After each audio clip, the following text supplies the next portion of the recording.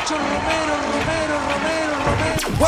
the motherfucking relay. We're covering today's top boxing news.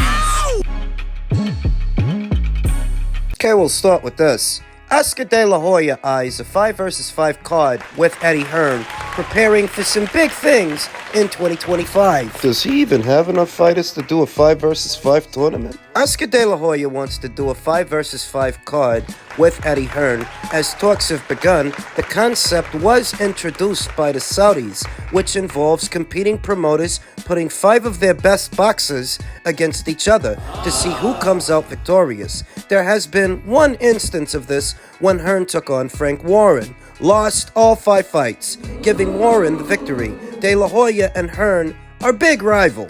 They have fired verbal shots at each other throughout the years despite being with the same broadcaster in DAZN. However, the introduction of Saudi Arabia into boxing has brought promoters together. It has increased more collaboration, allowing for the best fights to be made. De La Hoya has now revealed there are discussions taking place for a 5 vs 5 card next year. There have been rumors that my company may do a 5-on-5 against Matchroom Sports, which is run by my buddy, Eddie Hearn. We all know Eddie has the worst record as a promoter, and his fighters aren't the cream of the crop. But I'm always up for giving the fans a good night of fights under one condition. The fights will be contested in a tiny ring, so nobody can run. Jaron Ennis and Shakur Stevenson, De La Hoya said. Leave it to Oscar De La Hoya to openly try to handicap Eddie Hearns' fighters while insisting they're not the cream of the crop. If they're not, the size of the ring shouldn't matter. We are continuing to do discussions and preparing to do some big things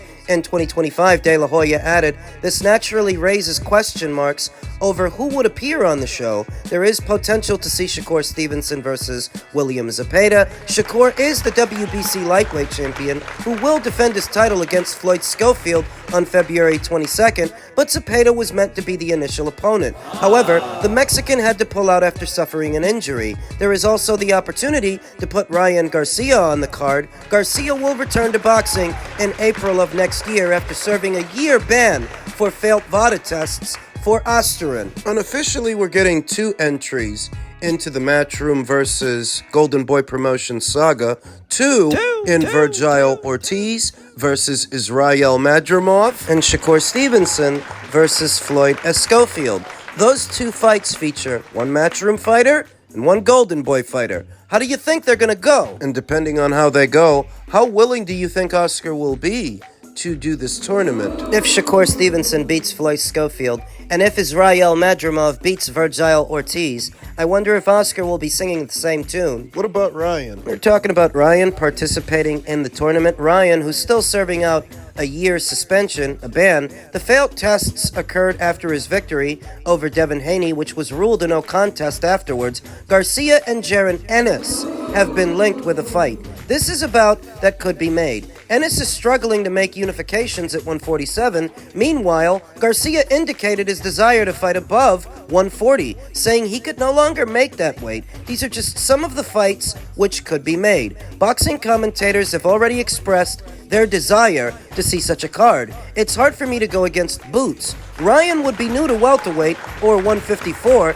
and he's been out of the ring for so long, Chris Algieri said. So Ryan Garcia versus Jaron Ennis is one fight they can make. Shakur Stevenson versus William Zepeda, that's another. That will be the most anticipated fight of Shakur Stevenson's career, but it's another fight with the advantage to Eddie. Zepeda is a really fun fighter to watch. I'd like to see him get a title first, but Shakur really does want all the smoke, Paulie Malignaggi said. So you got Jaron Ennis versus Ryan Garcia, Shakur Stevenson versus William Zepeda, Jai Opataya versus Zurdo Ramirez. I think that most people would go with Shakur Stevenson to beat William Zepeda, and I think that most people would go with Jaron Ennis to beat Ryan Garcia. This is a more even fight to me because they're both champions, Zurdo Ramirez and Jai Opataya, and they've both been looking good in their last fights. Currently, Jai Opataya is en route to take on New Zealander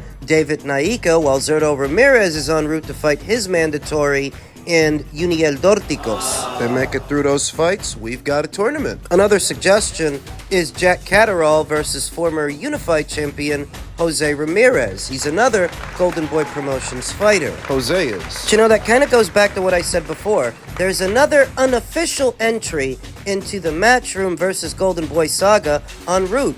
Jack Catterall is about to fight Arnold Barboza. So there's 3 fights like that. Unofficial entries into the Matchroom versus Goldenboy saga that aren't part of a tournament. You have Shakur Stevenson versus Floyd Schofield, Israel Madrimov versus Virgil Ortiz, and very soon you have Jack Catterall versus Arnold Barboza. If the Goldenboy fighters lose all 3 of those fights, do you think Oscar's still gonna want to do that tournament? And remember that they're all supposed to go down in the same month. Catterall versus Barboza is February 15th. The other 2 are on the same show on the 22nd. Be a great pity for Oscar if after running his mouth as much as he has, it turned out to be a clean sweep for Matchroom. You have to consider that Jack Catterall versus Arnold Barboza is a Matchroom show. The fight is going down in Manchester. That gives Jack the advantage. There's also a strong possibility that Shakur Stevenson is going to beat Floyd Schofield. The toughest fight to edge has to be the Madrimov versus Ortiz fight. That's the closest fight, and that's the tightest fight.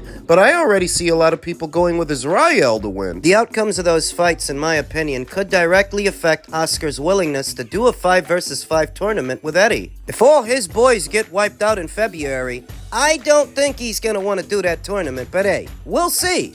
In men's heavyweight news, Malik Scott teases at Deontay Wilder's return. The ability is there. I remember him saying something like that before the Joseph Parker fight that he lost, and then again before the Zhilei Zhang fight that he lost. Malik Scott says Deontay Wilder should be back in the ring this year. Wilder is experiencing the worst form of his career. He suffered 2 back-to-back losses, losing to Joseph Parkier and Zhilei Chang. The Parker loss saw Wilder win only a single round on the scorecards. His jab and right hand were largely missing. The defeat meant that the Anthony Joshua fight never happened. They had signed a 2-fight deal contingent on Wilder beating Parker. In his post-fight comments, Wilder's comments showed that he had done ayahuasca, saying he was in a happy place. There were suggestions that Wilder may retire. But he made his return to face Zhilei Chang. It was about between 2 knockout artists. Wilder was the one on the canvas. This defeat meant that Scotch and Wilder only have 1 win in 4 fights. Scotch came under fire with suggestions he was trying to change Wilder from a knockout artist into a boxer. The Bronze Bomber, however, never announced his retirement. He was seen with a sling on his arm, stating he had broken it before the Parker fight. But this was something that he was unaware of, which may have impacted his performance. Scotch recognized those were not his best fights. You're telling me that this guy had a broken arm and he didn't know about it. When did he break it? If you look at the duration of time between Wilder's knockout win over Robert Helenius and his lopsided decision loss to Joseph Parker, there's about a year's time in between there. And Wilder wasn't training. Wilder wasn't fighting. The whole Joseph Parker fight was an impromptu proposition that he took on. He wasn't going to fight last year. He was going to sit out all of last year. So that when the Saudis come along with all of their Saudi money and make him an offer to fight Joseph Parker on one of their shows, he decided to get off the couch. And I don't believe that his arm was broken. I think that's just Wilder doing what he normally does, making excuses after a fight. The last 2 guys that he fought are probably 2 of the toughest guys he's fought in his career. Zhang is a southpaw and is big and more imposing. Parker is an above-average fighter that Deontay took after a long layoff. After a long layoff, he's fighting the best in the world. What people have a problem with is the performance level. Says Malik Scott. Him not going in there and performing at a certain level. Being honest, I don't judge Malik Scott harshly for how Wilder's performing. There's only so much Malik Scott can do, and where he's not getting anywhere with Wilder, he seems to be doing very good work with Zurdo Ramirez. Him and Julian Chua. So some things don't boil down to the teacher. Sometimes they boil down to the student. We gotta see what he wants to do. It's up to him to see if he wants to have a good year in the division, like I know he can. The ability is there. Obviously, the hunger isn't the same as the first 2 years after he turned pro, because he's waking up with silk pajamas. He's getting into that Rolls Royce, and he's got everything that he came into the game for. Scott said. Wilder explained away his loss to Tyson Fury in their second meeting, as Tyson Tyson Fury cheating, having foreign objects concealed inside his gloves. That's how he explained the second loss. But what about the third? He explains away the loss to Joseph Parker as going into the fight with a broken arm. My diagnosis is this is just another case of sour grapes from a sore loser, and his friend Malik Scotch, for all his efforts, he can't resurrect his career for him. That's something that Wilder has to want to do. 2 losses in a row. In the last one, he was violently knocked out. This naturally raises questions over who Wilder can box. There are fights available against Joyce, Derek Chisora, Otto Wallin. Chisora has consistently said he would like to fight Wilder. He will leave the sport after his 50th fight. Chisora has 48 under his belt and will face Otto Wallin in early February. The winner of that fight could face Wilder. Joyce is an option too. Joyce is coming off a loss to Derek Chisora. Wilder's coming off a knockout loss to Zhilei Zhang. Zhilei Zhang is a common opponent between them, between Deontay Wilder and Joyce. He knocked the both of them out. So it wouldn't be a bad idea to put those two in there against each other to see who knocks out who. Joyce or Wilder. Joyce was on course for a title shot, but 3 defeats out of his last 4 fights have ended those hopes. Zhang stopped him in consecutive fights. A win against Cash Ali followed, but a loss to Derek Chisora in his last fight has pushed him down the pecking order. It's the same for Wilder. Joyce has said he wants a big 2025, meaning a Wilder fight could happen. Scott recognized it was a critical year for Wilder too. Yes, I would say definitely. Everything counts now. I wouldn't say that because of the relationship I have with Deontay. He's someone that gave me the opportunity when no one else would, Malik Scotch said. They've been trying to resurrect Wilder's career for something like 4 or 5 years now. And in the last 4 or 5 years, he's only actually won 1 fight. Just 1 fight. The Robert Helenius fight. He lost the 2 Tyson Fury fights right before that, and after the Helenius fight, he loses to Parker. He gets knocked out by Zhang. So he's not exactly Lazarus, this guy. I even see a push in some circles for Deontay Wilder to land an Alexander Usyk fight. Oh yes, there are those people out there that are pushing for him to land that one. A last gasp. Last-ditch effort to prove that Wilder was one of the better heavyweights of this era. The word desperation comes to mind, and the mindset is that if Wilder can beat Usyk, he can turn it all around. It'll be like the losses to Fury and Parker and Zhang never happened. That's what they're thinking. What I'm thinking is Usyk will go in there, beat this guy in lopsided fashion, and the same people pushing for Wilder to get the fight won't give Usyk any credit because they can always turn around and say, well, Wilder was damaged goods. Wilder was past it. Right? We gotta stop the hate, man. The guy is on a legendary run right now. If I was him, I'd retire. What more do he need to do? He beat the guys. Some of us want that Dubois rematch. He can still do the Dubois rematch. And just for shits and giggles, he should beat Wilder too. Because people keep saying the best two. The best Bradley, two. man, Might as well you the beat guy all who's- 3. And so you see what I mean. That there are those out there who have a soft spot for Deontay, and underneath it all, they're hoping that he can resurrect his career by beating the guy that beat everybody else. If Deontay Wilder beats him, then he is vindicated, and so are they. Since they were the ones that put him on a pedestal, and they're the ones that were so wrong about him.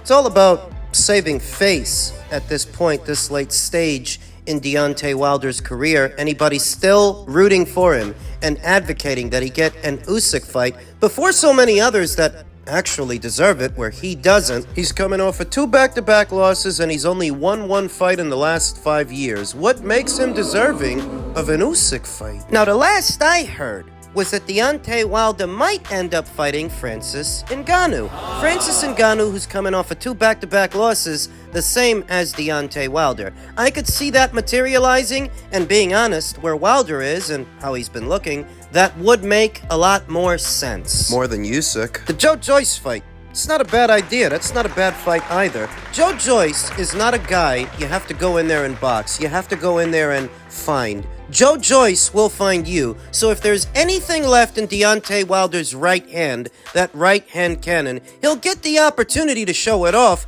against Joe, perhaps more so than some others. But the caveat is that Joe throws punches and bunches. He's very busy within a round and in a fight. He's gonna crowd you. Like Tyson Fury was crowding you, like Joseph Parker was crowding you. So if you become flustered and you get disarmed, You lose. call it a crossroads fight. That's what that would be. A crossroads fight between Joe Joyce and Deontay Wilder. Winner goes on to advance in their career, and a loser gets out of town. So Wilder himself, via his own social media, contemplating retirement, whether or not he should continue, whether or not he should go on. This is at a time when his name is being attached to fights like the Francis Ngannou fight or the Joe Joyce fight I just mentioned. He's thinking about leaving. There's still money to be made. If he can get himself together one or two more times. There's fights out there. There's money out there. But that's up to Deontay Wilder. Malik Scott can't resurrect his career for him, and neither can his fans, what remains of them. To them, what Wilder might represent is a more fun time in boxing, in the American boxing scene, while Wilder and Joshua was a conversation some years ago. Some years later, they feel like they don't have a horse in the race. The next great American heavyweight has not emerged. A lot of people thought it was going to be Jared Anderson, but that didn't pan out. Martin Bacoli saw to that. So all they have left to hold on to is the memory of what Deontay Wilder was, or what they wanted him to be. So here they are, still holding out hope that he can get it together, that he's still got one more good one left in him. I doubt it. Deontay has made some very bad business decisions, but one or two good ones, that if he left the sport right now and retired, you could call his career a success, because he would have been leaving the sport with a lot more than what he came in with. Parlaying what is a very limited skill set into several multi-million-dollar paydays, that's success. As far as success goes, though, as far as ability, that's something else. Forgive me if I'm curt, but I don't think Wilder ever had much ability. That's why he spent the first 7 years of his career fighting fringe contenders and no-hopers, fat journeymen. It's unbecoming of an Olympian, let alone a medalist, somebody who actually got a medal, to need that many years of bring-along before fighting for a title. 7 years is a lot. That's what kept him in the game, and that's what kept him unbeaten. Because if he would have started fighting fighters like Fury and Parker and Zhang sooner, he would have just lost that much sooner. If he would have been fighting the Pulevs and Povetkins of the world early on, probably never makes it to the green belt. That's reality. Some of you guys don't want to hear this, but you got a big fat spoon, stirred the Kool-Aid, and drank it. You drank the Kool-Aid. But you were wrong, and I was right. I know it hurts.